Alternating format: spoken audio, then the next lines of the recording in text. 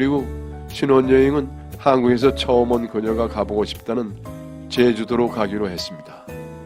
웨딩 촬영하는 날 화려한 메이크업에 새하얀 드레스를 입은 그녀의 모습은 정말이지 탄성을 자아냈습니다.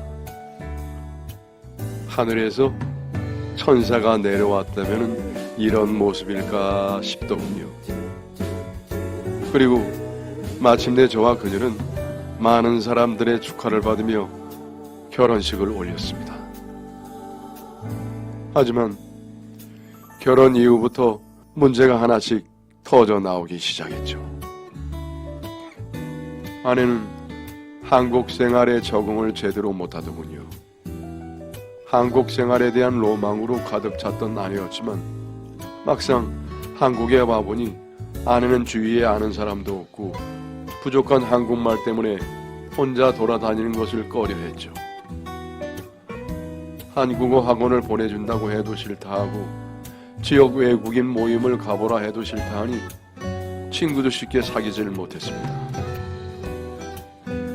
반면에 저는 한국에 귀국하자마자 결혼식이다 신혼여행이다 정신이 없어 회사 일에 제대로 신경을 못 쓴 탓에 업무가 많이 밀려 있었죠. 그 덕에 야근이 잦았습니다. 하루 종일 밖에서 지내다가 밤 늦은 시간에나 집으로 귀가하곤 했죠. 게다가 한국으로 복귀한 뒤 맡은 업무가 앞으로 저에게 꽤 중요한 업무인지라 저는 평소보다 업무에 더 신경을 써야 했고 야근하는 날은 점점 늘어만 갔습니다. 그리고 왜 이렇게 보자는 사람들은 또 많은 건지 어쩌다 한번 집에 일찍 가려고 하면은 회식이나 윗분들과의 거절할 수 없는 저녁 약속이 생기곤 했죠. 그렇게 밖에 있는 저와 집안에만 있는 아내의 삶은 흑백과도 같이 대조적인 상태가 되었습니다. 결과적으로 저는 아내에게 자연히 신경을 많이 쓰지는 못했죠. 아내는 저에게 보이지 않은 거리감을 느꼈는지 조금씩 저를 밀어내는 것 같더군요. 언젠가부터 아내는 집 근처 복지관에서 운영하는 다문화 가정 모임에 가끔 나가곤 했습니다. 저는 그나마 아내에게 친구가 생길 수 있는 좋은 기회라고 생각했기에 아내의 활동이 기뻤습니다. 하지만 복지관에서 아내가 참석할 수 있는 프로그램은 고작 일주일에 한 번 정도였고 나머지 시간은 온종일 집에서 드라마를 보며 시간을 보내곤 했죠. 저는 아내에게 복지관에서 만난 친구들과 식사도 하고 쇼핑도 하라며 용돈을 챙겨주곤 했습니다. 그런데 그때부터 아내는 저에게 돈 투정을 부리기 시작하더군요. 아내가 아직 통장이나 카드를 만들 수가 없기 때문에 저는 아내에게 생활비와 용돈을 주고 있었습니다. 그런데 아내는 제 통장을 본인에게 맡길 것을 요구하더군요. 아내 몰래 비상금이라도 만들고 싶은 거냐고 의심하면서 말이죠. 저는 이미 아내에게 월급에 대해서 모두 투명하게 오픈을 했고 성과금까지도 다 공개했으니 저는 전혀 아내를 속이지 않았는데도 계속 의심을 하니 억울하긴 하더군요. 그래서 아내가 제 통장을 달라고 투정 부리는 것에 대해 저는 아내가 직접 통장을 가지고 있어도 소용이 없는 부분에 대해 설명을 하며 생활비를 넉넉하게 주겠다고 하고 혹시라도 따로 필요하거나 더 쓸 일이 생기면 용돈도 따로 주겠다고 설득을 했죠.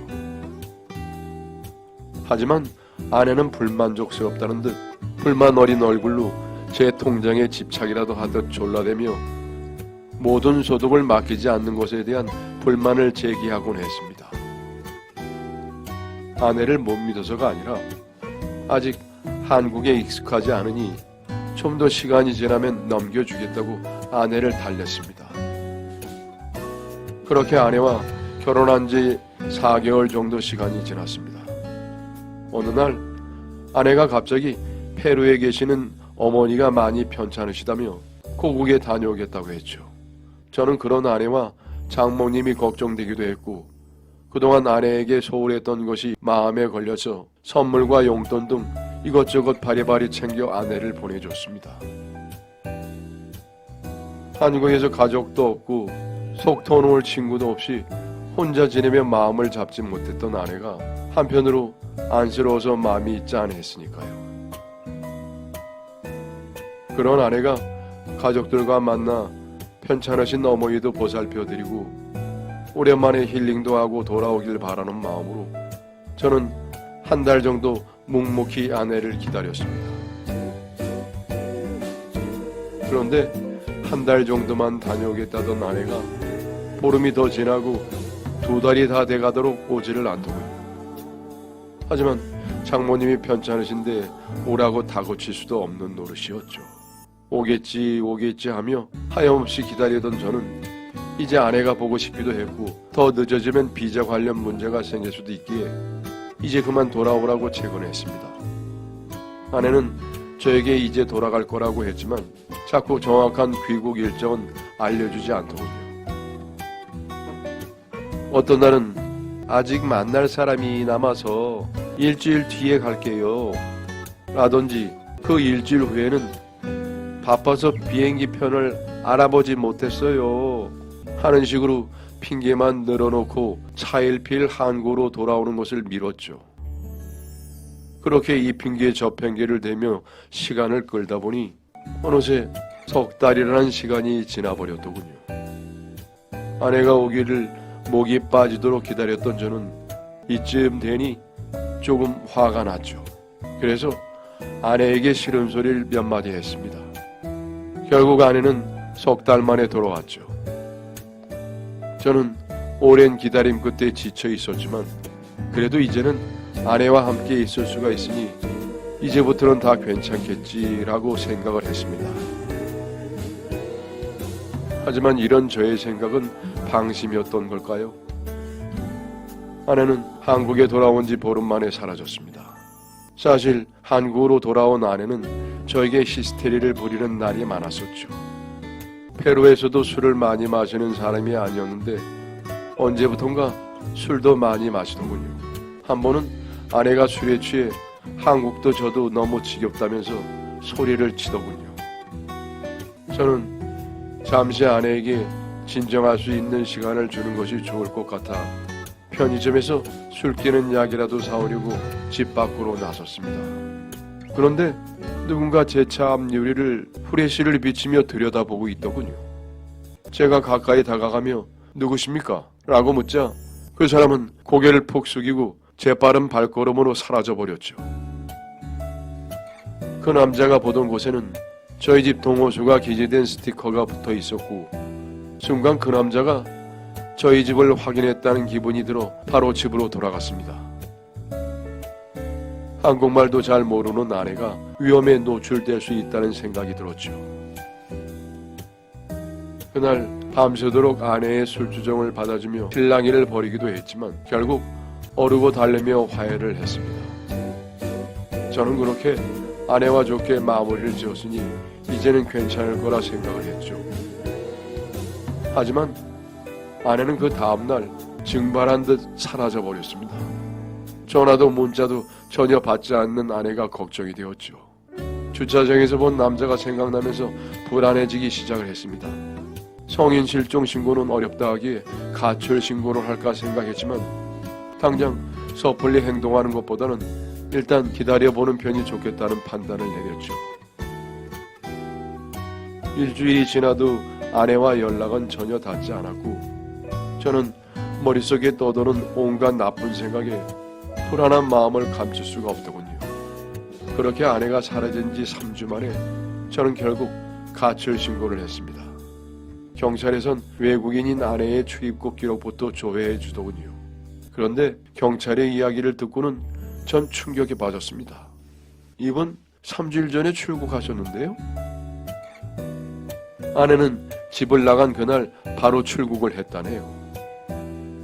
당연히 한국에 있다고 생각했는데 페루로 돌아간 거더군요. 그날 저와 아내는 분명히 화해를 했는데 왜 그렇게까지 했을까 하는 생각이 들었죠. 생각이 생각에 꼬리를 물고 가 결국 아내와의 첫 만남부터 다시 생각해 보게 되었습니다. 먼저 저에게 말을 건 것도 아내, 제가 한국 사람이라는 것도 이미 알고 있었던 아내, 제가 다니는 회사에 대한 것도 이미 알고 있었던 아내, 청혼은 제가 먼저 했다지만 결혼의 의사를 먼저 내비친 것도 아내, 그런 아내에 대해서 저는 혹시나 싶은 마음이 들었죠. 이 모든 게 의도된 접근이었을까? 처음엔 운명이라고 믿었던 사람, 그렇지만 이 모든 게 운명이 아니라 사실 그녀의 계획이었다면? 생각이 여기까지 도달하니 정신이 아득해졌습니다.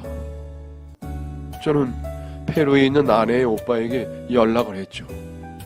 몇 번의 시도 끝에 다행히도 오빠와 연락은 닿았지만 별다른 소득이 없었습니다. 아내가 페루로 돌아오지 않았다 하더군요.